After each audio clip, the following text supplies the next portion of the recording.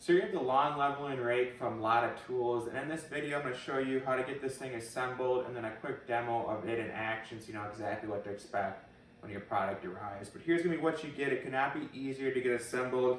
It's literally just like one bolt you got to put through, wrench it on, and then you can just snap the handle into place and you're good to go. So I'm going to get this thing installed and then I'll show you a close-up of the different features and also what it looks like in action.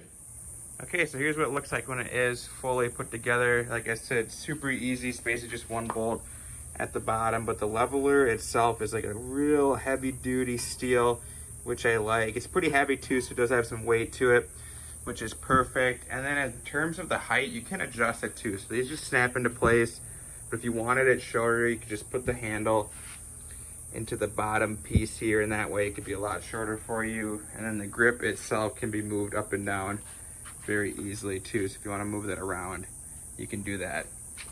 So